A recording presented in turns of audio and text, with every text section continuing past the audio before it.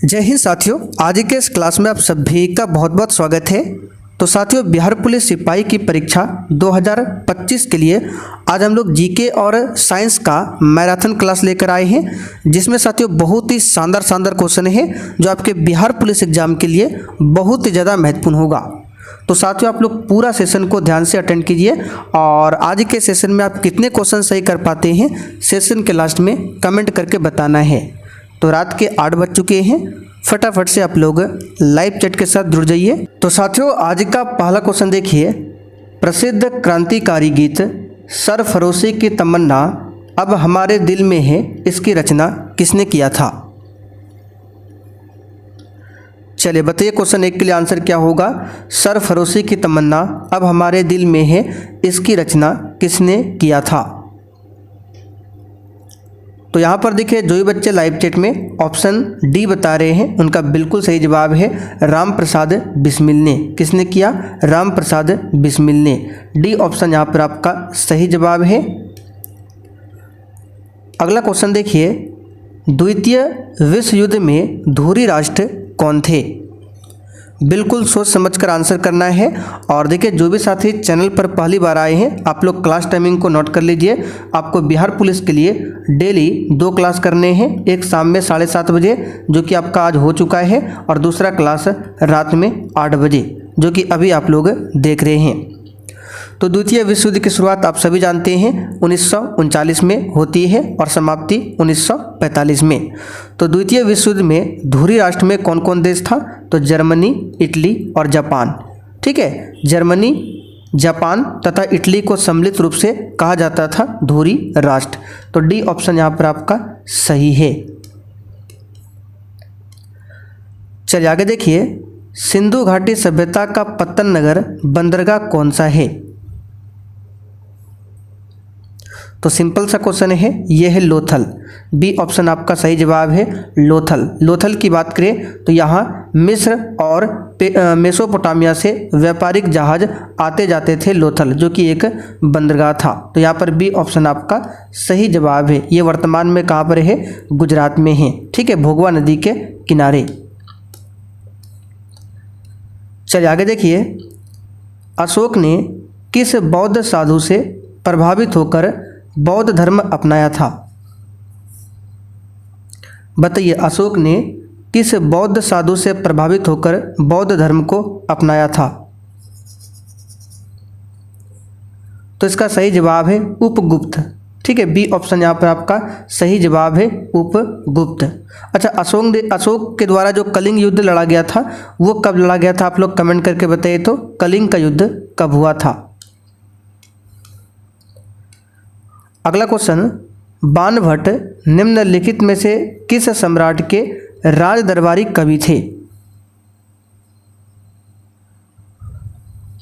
तो इसका सही जवाब हो जाएगा हर्षवर्धन। वर्धन वंश के शासक थे हर्षवर्धन। ठीक है, और इसके दरबारी राज दरबारी कवि कौन थे? बाणभट्ट। बाणभट्ट की बात करें तो इन्होंने हर्षचरित की रचना की है। पूछा जाता है हर्षचरित की रचना किसने किया है? बाणभट्ट। साथ में आपको ध्यान रखना है कादम्बरी। ठीक है, तो हर्षचरित्र और कादम्बरी जैसी रचनाएं किसकी है? तो बाणभट्ट की रचना है। हर्षचरित की रचना किस भाषा में किया गया पूछा जाता है? तो संस्कृत भाषा में। आगे देखिए, प्रसिद्ध गिर वन कहाँ पर स्थित है? और देखिए, जिसने अभी तक सेशन को लाइक नहीं किया है आपसे रिक्वेस्ट है आप लोग सेशन में लाइक करते हुए चलिए। तो कई बार बता चुके हैं, गिर राष्ट्रीय अभ्यारण्य जो कि एशियाई शेर के लिए प्रसिद्ध है, ये आपको देखने को मिलेगा गुजरात में। बांदीपुर राष्ट्रीय अभ्यारण्य पूछे कहाँ पर है? कर्नाटक में। कहाँ पर है? कर्नाटक में है, ध्यान रखिएगा। केरल में कौन सा है? तो पेरियार राष्ट्रीय अभ्यारण्य कहाँ पर है? केरल में। निम्नलिखित में से कौन सा कथन सही नहीं है? और देखिए, क्लास में प्रश्न के साथ हम आपको जो भी एक्स्ट्रा क्वेश्चन बताते हैं उसको ध्यानपूर्वक सुनिएगा। आपको लिखने की ज़रूरत नहीं है, ये पूरा आपको लिखा हुआ मिलेगा 1 लाइनर फॉर्म में। ये हमारा व्हाट्सअप नंबर है 963188 7058 इस पर व्हाट्सअप मैसेज करना है। मात्र 39 में अभी ऑफर चल रहा है, मात्र 39 में आप लोग टोटल 100 नोट्स प्राप्त कर सकते हैं और साथ में स्पेशल बिहार जीके का भी नोट्स आपको मिल जाएगा। तो फटाफट से आप लोग इस नंबर पर मैसेज कीजिए। तो कौन सा कथन सही नहीं है ये आपको बताना है। तो यहाँ पर देखिए, पंजाब में गेहूं का उत्पादन होता है, सही है। असम में चाय का उत्पादन होता है, कर्नाटक में कॉफ़ी का उत्पादन होता है, हिमाचल प्रदेश में केसर, ये गलत है। ठीक है, केसर का उत्पादन जम्मू कश्मीर में होता है, ना कि हिमाचल प्रदेश में।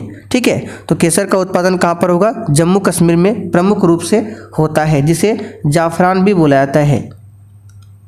जम्मू कश्मीर में जाफरान भी बोला जाता है केसर को। तो डी ऑप्शन यहाँ पर क्या होगा? ये सही नहीं है। राजस्थान में खेतड़ी किसके लिए प्रसिद्ध है?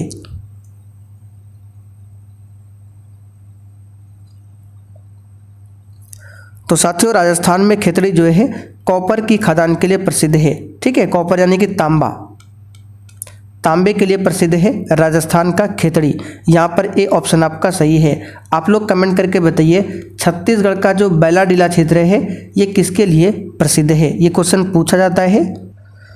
आगे देखिए, संसार का सबसे बड़ा द्वीप समूह कौन सा देश है? चलिए, बहुत ही शानदार क्वेश्चन है, बताइए इसका आंसर क्या होगा। संसार का सबसे बड़ा द्वीप समूह कौन सा देश है? तो देखिए, यहाँ पर दो तरह से क्वेश्चन बनेंगे। अगर आपसे पूछे संसार का सबसे बड़ा द्वीप कौन सा है, तब आपको आंसर करना है ग्रीनलैंड। ठीक है, ग्रीनलैंड जो है द्वीप समूह नहीं है, ये एकल द्वीप है। ठीक है, एक सिंगल द्वीप है ग्रीनलैंड, जो कि विश्व का सबसे बड़ा द्वीप है। लेकिन अगर आपसे पूछे सबसे बड़ा द्वीप समूह, तो ये हो जाएगा इंडोनेशिया। यहाँ पर बी ऑप्शन आपका सही जवाब है। इंडोनेशिया जो है कुल 13,600 द्वीपों से मिलकर बना है, जो कि सबसे बड़ा द्वीप समूह है इंडोनेशिया। निम्नलिखित में से किस प्रकार की मिट्टी ज़्यादातर प्राचीन क्रिस्टलीय एवं कायांतरित चट्टानों के अपक्षय के कारण अस्तित्व में आई है? तो ये मिट्टी है लाल एवं पीली मिट्टी। बी ऑप्शन यहाँ पर आपका सही जवाब है, लाल एवं पीली मिट्टी। एक है काली मिट्टी, जिसको रेगुर मिट्टी के नाम से भी जाना जाता है। इसमें सबसे अधिक कपास की खेती की जाती है, कपास की खेती। समय के संदर्भ में GMT का अर्थ क्या है? बताइए, समय के संदर्भ में GMT इसका फुल फॉर्म क्या है? तो यहाँ पर इस क्वेश्चन का आंसर हो जाएगा ग्रीनविच मीन टाइम। ये GMT का फुल फॉर्म है। ग्रीन हाउस प्रभाव का अर्थ क्या है? बताइए, ग्रीन हाउस इफेक्ट, इसके बारे में भी कई बार बता चुके हैं। और ग्रीन हाउस प्रभाव के लिए सबसे अधिक जिम्मेदार गैस है CO2। ठीक है, बाकी मीथेन हो गया, जल वाष्प हो गया, ठीक है, ये सभी क्या है? ग्रीन हाउस गैस है। लेकिन सबसे अधिक जिम्मेदार है CO2 यानी कार्बन डाइऑक्साइड। तो ये क्या है? वायुमंडलीय कार्बन डाइऑक्साइड के कारण सौर ऊर्जा का विपासन। यहाँ पर ग्रीन हाउस प्रभाव का अर्थ पूछा गया है, इसका आंसर क्या होगा? वायुमंडलीय कार्बन डाइऑक्साइड के कारण सौर ऊर्जा का विपासन।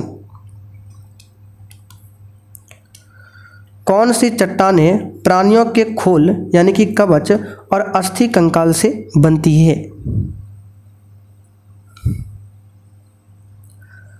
तो ये है चूना प्रस्तर, जिसको लाइम स्टोन भी बोला जाता है। पारिस्थितिकी शब्द का प्रयोग सर्वप्रथम किसने किया था? ये क्वेश्चन एग्जाम में आ चुका है। बताइए इस क्वेश्चन का आंसर। पारिस्थितिकी शब्द का प्रयोग सबसे पहले किसने किया था? तो अर्नेस्ट हेकल ने सबसे पहले किया था। यहाँ पर तीसरा वाला ऑप्शन आपका सही है। चार्ल्स डार्विन ने नेचुरल सिलेक्शन का सिद्धांत दिया था। सूची 1 की नदियों को सूची 2 में उनकी उत्पत्ति की स्थिति से सुमेलित करें। महानदी, गोदावरी, कावेरी, गंगा। तो इसमें से आपको गोदावरी के बारे में कई बार बता चुके हैं। गोदावरी नदी कहाँ से निकलती है? महाराष्ट्र के नासिक से, त्र्यंबकेश्वर की पहाड़ी से निकलती है गोदावरी नदी। तो क्यू का आपका क्या हो जाएगा? महाराष्ट्र। देख सकते हैं 3 नंबर में दिया है, तो क्यू का आपका हो जाएगा 3। चलिए, उसके बाद कावेरी भी बता चुके हैं, ये कर्नाटक से हो जाएगा, R का 4। तो आर का यहाँ पर लिख लेते हैं 4। ठीक है, तो कावेरी कहाँ से हो जाएगा, कर्नाटक से हो जाएगा कावेरी। उसके बाद गंगा की बात करें, ये भी बता चुके हैं, उत्तराखंड हो जाएगा, गंगोत्री से निकलता है, तो गंगा उत्तराखंड यहाँ पर 1 में दिया है, यानी कि एस का आपका क्या हो जाएगा 1। और बचा आपका क्या, महानदी। महानदी आपका कहाँ से हो जाएगा, तो ये हो जाएगा आपका छत्तीसगढ़, यानी कि पी का 2, तो यहाँ पर लिख लेते हैं पी का 2।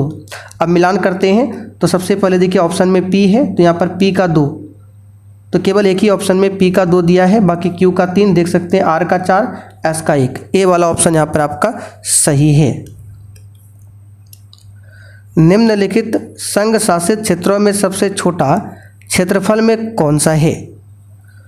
ये बिल्कुल सिलेक्टेड क्वेश्चन है, इसी टाइप के क्वेश्चन आपके एग्जाम में पूछे आते हैं। तो सबसे छोटा संघ शासित प्रदेश लक्षद्वीप है, इसकी राजधानी कवरत्ती है। ठीक है, लक्षद्वीप का टोटल क्षेत्रफल है 32 किलोमीटर स्क्वायर। ठीक है, 32 किलोमीटर स्क्वायर, और यहाँ की जो भाषा है वो मलयालम और अंग्रेजी है। अच्छा, लक्षद्वीप जो है पूछा जाता है, इसका जो न्यायिक क्षेत्र है वो किस हाई कोर्ट के अंतर्गत में आता है, तो लक्षद्वीप जो है ये केरल हाई कोर्ट के अंतर्गत में आता है। ठीक है, केरल हाई कोर्ट के अंतर्गत में आता है लक्षद्वीप। अरुणाचल प्रदेश में प्रवेश करने पर ब्रह्मपुत्र नदी को किस नाम से संबोधित किया जाता है। तो चीन तिब्बत से इसका उद्गम स्थल है ब्रह्मपुत्र नदी। ठीक है, चीन तिब्बत, तो ये ब्रह्मपुत्र नदी जो है अरुणाचल प्रदेश में प्रवेश करने के बाद इसका नाम क्या हो जाता है, तो इसका सही जवाब है दिहांग। इसको दिहांग बोला जाता है। क्षेत्रफल की दृष्टि से निम्नलिखित भारतीय राज्यों में से सबसे अधिक वन आच्छादन किस राज्य का है। और साथियों, सेशन के लास्ट में आप सभी को बिल्कुल ईमानदारी पूर्वक अपना अपना स्कोर कमेंट करके बताना है, और साथ में किस डिस्ट्रिक्ट से आप बिलोंग करते हैं ये भी आपको बताना है। तो क्षेत्रफल में मध्य प्रदेश आगे है, और परसेंटेज में पूछे तो मिजोरम में सबसे अधिक वह है परसेंटेज के हिसाब से, और क्षेत्रफल में मध्य प्रदेश को टाइगर स्टेट के नाम से भी जाना जाता है। आंध्र प्रदेश में अनंतपुर जिला किसके लिए प्रसिद्ध है। तो सोने की खान के लिए प्रसिद्ध है आंध्र प्रदेश का अनंतपुर डिस्ट्रिक्ट। भारत में आबादी की जनगणना की जाती है हर बत्ती कितने साल के अंतराल पर भारत में जनगणना होता है, तो 10 साल के अंतराल पर। भारत की पहली जनगणना 1872 में होती है। ठीक है, लॉर्ड मेयो के समय में, लेकिन 10 के आधार पर भारत की पहली जनगणना 1881 में किया था लॉर्ड रिपन ने। किस देश को यूरोप का कॉकपिट कहा जाता है, वेरी इंपॉर्टेंट क्वेश्चन है, बताइए।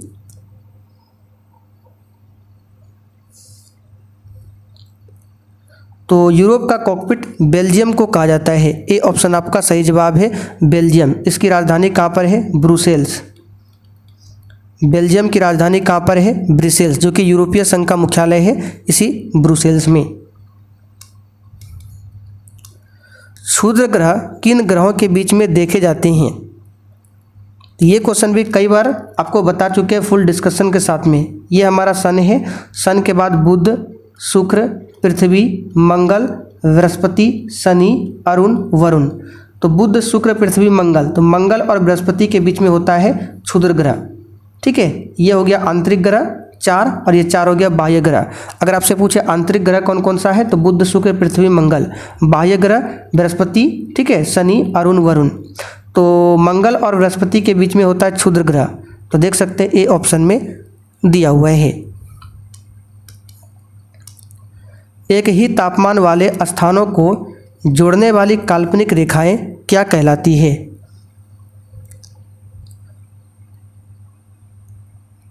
तो ये सब क्वेश्चन कई बार करा चुके हैं, इसको बोलते हैं समताप रेखा, यानी कि आइसोथर्म। डी ऑप्शन यहाँ पर आपका सही आंसर है। कौन सी नदी बंगाल की खाड़ी में गिरती है। बताइए कौन सी नदी बंगाल की खाड़ी में गिरती है? नर्मदा, ताप्ती तो आंसर होगा नहीं। नर्मदा पश्चिम की ओर बहने वाली नदी है और ये अपना जल अरब सागर में जाकर गिराती है। ठीक है, ताप्ती भी पश्चिम की ओर बहती है, चंबल भी। जबकि महानदी की बात करें तो महानदी जो है ये अपना जल बंगाल की खाड़ी में गिराती है। सी ऑप्शन यहाँ पर आपका सही आंसर है। अच्छा, बंगाल की खाड़ी में गिरने वाली नदियाँ कौन कौन सी है? तो अगर आप लोग लिखना चाहें तो या फिर सुन लीजिए अच्छा से, तो दामोदर, ठीक है, महानदी, गोदावरी, गंगा, कावेरी, कृष्णा, प्राणहिता, ये सभी नदियाँ बंगाल की खाड़ी में जाकर गिरती है। और अरब सागर में गिरने वाली दो प्रमुख नदियाँ याद रखिएगा, नर्मदा, ताप्ती। ठीक है, नर्मदा, ताप्ती। अच्छा, खंबात की खाड़ी में गिरने वाली नदियाँ कौन कौन सी है? तो माही, लूनी, ठीक है, व्यास। माही, लूनी, व्यास और एक वनास, ये खंबात की खाड़ी में गिरने वाली नदियां हैं, ध्यान रखिएगा। तो आंसर क्या होगा? महानदी। निम्नलिखित में से कौन एक कृत्रिम पारितंत्र है? बताइए इस क्वेश्चन का आंसर क्या होगा? तो ऐसे तो सब कोई कृत्रिम पारितंत्र है, लेकिन इसमें से बताना है ये जगह मछली घर। एक मछली घर एक कृत्रिम पारिस्थितिकी तंत्र या मानव निर्मित पारिस्थितिकी तंत्र का एक सामान्य उदाहरण है। बाकी चिड़ियाघर, पशु विहार, राष्ट्रीय उद्यान ये होता पहले से ही है, बस इसमें क्या क्या आता है, कुछ पर्टिकुलर एरिया का सीमा बनाकर उसका नाम रखा जाता है कि ये गिर राष्ट्रीय अभयारण्य है, ये मानस है, ये काजीरंगा है। ठीक है, तो बाकी मछली घर जो है ये एक मानव निर्मित पारितंत्र है। ए ऑप्शन यहाँ पर सही है। कौन सा तत्व समूह 18 से संबंधित है? बताइए कौन सा तत्व ग्रुप 18 से संबंधित है? तो आधुनिक आवर्त सारणी की बात करें, टोटल 7 आवर्त है और टोटल 18 समूह है। तो 18वां समूह जो है इसमें निष्क्रिय गैस को रखा गया है। और निष्क्रिय गैस में आपका कौन कौन सा आता है? तो आर्गन आता है। ठीक है, यहाँ पर ए ऑप्शन आपका सही जवाब है। आर्गन क्या है? आपका एक निष्क्रिय गैस है जो कि 18वें समूह को ही शून्य वर्ग समूह भी बोला जाता है। बाकी क्लोरीन, ब्रोमीन हो गया, फ्लोरीन हो गया, आयोडीन हो गया, ये क्या है? हैलोजन तत्व है और इसको 17वां ग्रुप में रखा गया है। क्लोरीन, ब्रोमीन, फ्लोरीन, आयोडीन को हैलोजन तत्व है, इसको 17वां में। और अक्रिय गैस में आर्गन, नियॉन, हीलियम ये सभी अक्रिय गैस है, इसको रखा गया है समूह 18 में। समूह 18 को ही शून्य वर्ग समूह भी बोला जाता है। अगला क्वेश्चन, तांबे और जस्ता के साथ कांस्य बनाने के लिए डैश तत्व को जोड़ा जाता है। बताइए इस क्वेश्चन का आंसर क्या होगा? अच्छा, हमने आपको बताया था तांबा और जस्ता के मिश्रण से क्या बनता है? तो पीतल। पीतल जो है तांबा, कॉपर और जिंक के मिश्रण से बनता है। और कांसा की बात करें, ये कॉपर और टीन के मिश्रण से बनता है। टीन यानी कि एसन। तो यहाँ पर बोला गया तांबा और जस्ते के साथ कांसा बनाने के लिए। हालांकि कांसा में केवल कॉपर और टीन ही होता है, लेकिन कभी कभी जिंक भी मिलाया जाता है, इसलिए यहाँ पर जस्ता लिखा है। तो इसमें टीन को मिलाया जाता है। रॉबर्ट वेबस्टर कौन से एक क्षेत्र में अपने कार्य के लिए जाने जाते हैं? तो इन्फ्लुएंजा वायरस, बी ऑप्शन यहाँ पर आपका सही जवाब है। इन्होंने इन्फ्लुएंजा पर 50 से भी अधिक वर्षों तक कार्य किया था। किसने? रॉबर्ट वेबस्टर ने।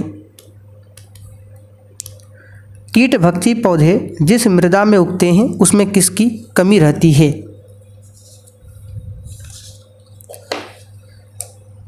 तो साथियों, कीट भक्षी पौधे जिस मृदा में उगते हैं उसमें नाइट्रोजन की कमी रहती है। किस पदार्थ का उपयोग बर्तनों को चमकीला बनाने के लिए किया जाता है?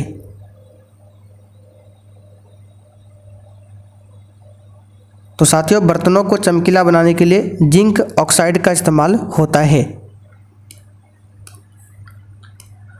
स्वर्ण धातु का निष्कर्षण डैश विधि द्वारा किया जाता है। बताइए, अच्छा क्वेश्चन है। तो यहाँ पर इस क्वेश्चन का आंसर क्या होगा? निच्छालन विधि। ठीक है, अयस्क से मूल्यवान खनिज निकालने के लिए निच्छालन विधि का इस्तेमाल होता है। तो स्वर्ण महंगा धातु है, इसमें निच्छालन विधि का प्रयोग होता है। चलिए आगे बढ़ते हैं। मिथाइल अल्कोहल का ऑक्सीकरण उत्पाद क्या है? अच्छा, यहाँ से अगर आपसे क्वेश्चन पूछे जो रेडियोधर्मी धातु होता है जैसे कि यूरेनियम, ठीक है, तो यूरेनियम जैसे रेडियोधर्मी धातुओं को किस प्रक्रिया द्वारा निकाला जाता है? तो याद रखिएगा एसिड लीचिंग, पूछ सकता है एसिड लीचिंग, ठीक है। यूरेनियम जैसे रेडियोधर्मी धातुओं को एसिड लीचिंग की प्रक्रिया द्वारा निकाला जाता है। तो मिथाइल अल्कोहल का ऑक्सीकरण उत्पाद क्या है? तो इसका सही जवाब है फॉर्मिक अम्ल। फॉर्मिक अम्ल सूत्र होता है HCOOH, फॉर्मिक अम्ल। यदि किसी तरंग की आवृत्ति को दोगुना किया जाता है तो इसकी तरंगदैर्घ्य क्या होगी? तो मूल की आधी हो जाएगी। यदि किसी तरंग की आवृत्ति को अगर दोगुना करेंगे तो इसकी तरंगदैर्घ्य जो है मूल की आधी होगी। अच्छा, आपसे एक क्वेश्चन पूछें कि प्रकाश तरंग के रूप में चलता है, ये सबसे पहले किस वैज्ञानिक ने बताया था? आप लोग अभी लिख लीजिए इसको या फिर याद रखिएगा, हाइगेंस, ठीक है। प्रकाश जो है तरंग के रूप में चलता है, ये बताया था हाइगेंस वैज्ञानिक ने। पृथ्वी पर किसी वस्तु का द्रव्यमान 10 kg है तो पृथ्वी पर इसका भार क्या होगा? बताइए इसका आंसर क्या होगा? तो द्रव्यमान अगर मास दिया हुआ है 10 kg और आपको निकालना वेट, तो वेट बराबर होता है m × g। तो m कितना है? 10 है, ठीक है, मास, और g का मान कितना होता है? आप सभी जानते हैं 9.8, तो ये हो जाएगा आपका 98 न्यूटन, क्योंकि भार का मात्रक न्यूटन होता है, तो क्या हो जाएगा 98 न्यूटन। सांद्र नाइट्रिक अम्ल और सांद्र हाइड्रोक्लोरिक अम्ल का अनुपात में मिश्रण एक्वा रेजिया कहलाता है। यानी कि जो नाइट्रिक अम्ल और हाइड्रोक्लोरिक अम्ल होता है एक्वा रेजिया में, ये कितना अनुपात में होता है? आपको पहले ध्यान रखना है एक्वा रेजिया किसका किसका मिश्रण है? नाइट्रिक अम्ल और हाइड्रोक्लोरिक अम्ल, ठीक है। तो इसमें नाइट्रिक अम्ल 1 भाग होता है और हाइड्रोक्लोरिक अम्ल 3 भाग होता है। तो सबसे पहले नाइट्रिक अम्ल है तो 1 होगा और 3 भाग हाइड्रोक्लोरिक अम्ल, यानी कि 1:3।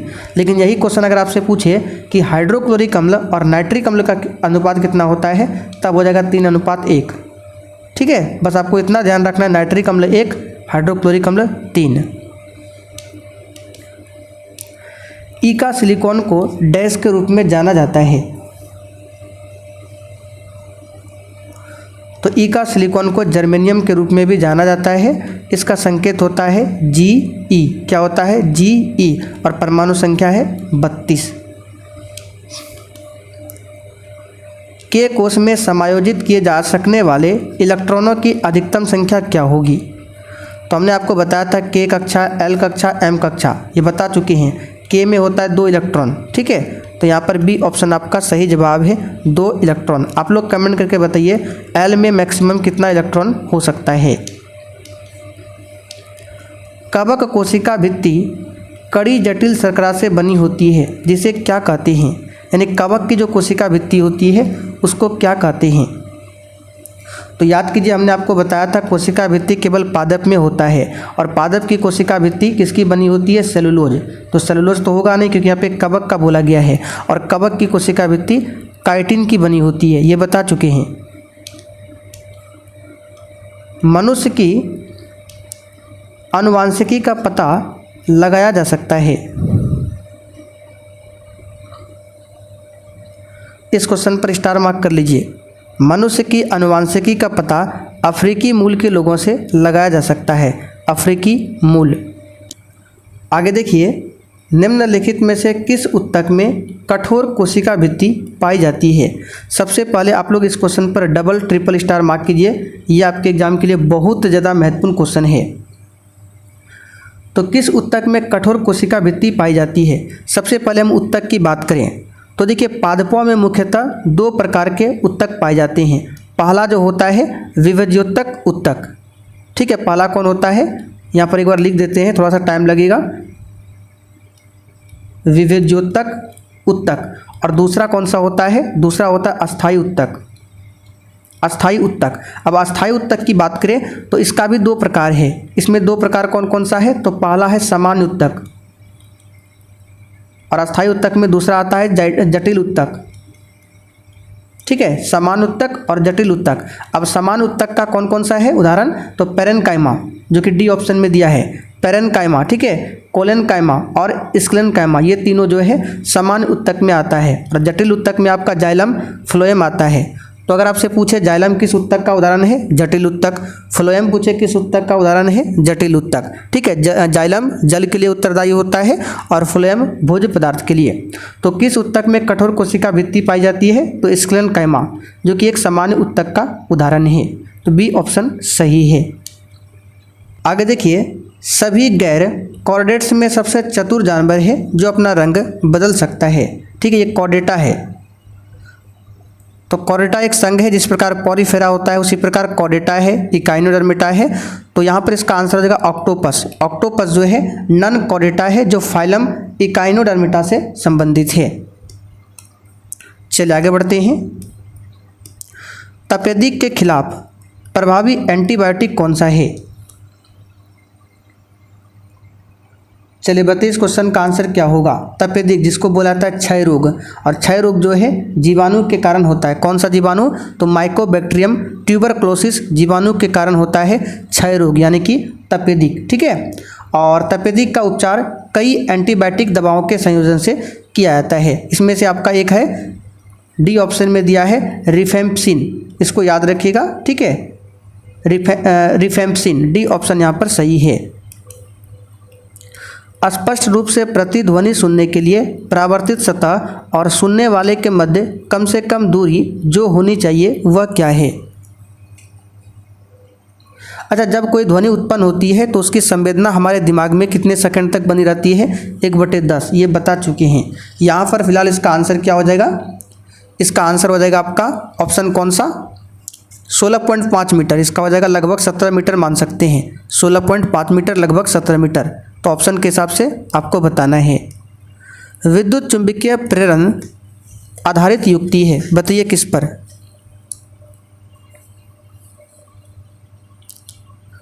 तो साथियों, विद्युत चुंबकीय प्रेरण पर आधारित युक्ति कौन सा है?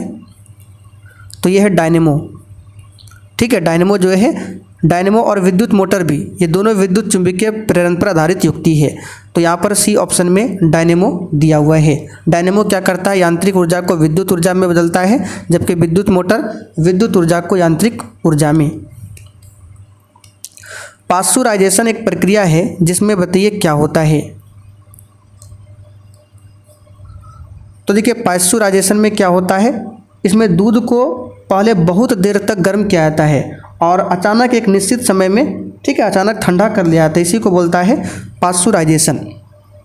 और इस विधि की खोज किया था लुई पाश्चर ने, इसलिए इसका नाम पड़ा पाश्चुराइजेशन। सी ऑप्शन यहाँ पर सही है। तंबाकू उत्पादों के सेवन से मनुष्य को कौन सा रोग होता है? तो सिंपल सा क्वेश्चन है, फेफड़ों का कैंसर होता है। आगे देखिए, निम्नलिखित में से कौन सा रोग जीवाणु से फैलता है? तो इसका सही जवाब है निमोनिया। ठीक है, क्या हो जाएगा? निमोनिया। जीवाणु को बोलते हैं बैक्टीरिया। अच्छा, वायरस से होने वाला कौन कौन सा रोग है? तो खसरा। खसरा, ठीक है, खसरा किससे होता है? ये वायरस से होता है। ठीक है, और अगर आपसे पूछे हेपेटाइटिस जो होता है, ये भी वायरस से होता है। एड्स भी वायरस के कारण ही होता है। निम्नलिखित में से विषम युग्म हार्मोन और उनके कार्यों की पहचान कीजिए। तो जिब्रेलिन्स हार्मोन की बात करें, ये तने को लंबा करने में मदद करता है, बिल्कुल सही है। साइटोकाइनिन कोशिका विभाजन में सहायता करता है, ये भी सही है, इसको रट लीजिए। एब्सिसिक अम्ल फूलों का उत्पादन, ये गलत है। एब्सिसिक अम्ल फूलों के उत्पादन के लिए उत्तरदायी नहीं है, तो केवल सी ऑप्शन यहाँ पर आपका सही है। एब्सिसिक एसिड जो है उत्तेजक हार्मोन के बजाय ये सबसे महत्वपूर्ण पौधे वृद्धि अवरोधक में से सहायक होता है, ना कि फूलों का उत्पादन। बाकी ऑक्सिन का काम कोशिकाओं के विस्तार में सहायता, सी वाला गलत है। प्रोटीन संश्लेषण में निम्नलिखित कोशिकांगों में से किनकी भूमिका अधिक महत्वपूर्ण है? तो कोशिका में प्रोटीन संश्लेषण में अंतःप्रद्रव्य जालिका और राइबोसोम की भूमिका महत्वपूर्ण होती है। अंतःप्रद्रव्य जालिका और राइबोसोम, राइबोसोम में प्रोटीन का संश्लेषण होता है। चलिए, तो आज के सेट में टोटल 49 क्वेश्चन ही थे। अब आप लोग कमेंट करके बताइए आपने 49 क्वेश्चन में से कितने क्वेश्चन सही किए हैं। और जो भी क्लास में एक्स्ट्रा क्वेश्चन का डिस्कशन किए हैं वो पूरा अगर आपको नोट्स चाहिए वन लाइनर फॉर्म में लिखा हुआ, ठीक है, बिल्कुल PDF मिलेगा। इस प्रकार से टोटल हम आपको 100 नोट्स देने वाले हैं और स्पेशल बिहार GK का भी मात्र 39 में। तो अभी ऑफर चल रहा है, आप लोग ले सकते हैं। ये नंबर है 9631887058, इस पर मैसेज करके जानकारी प्राप्त कर सकते हैं।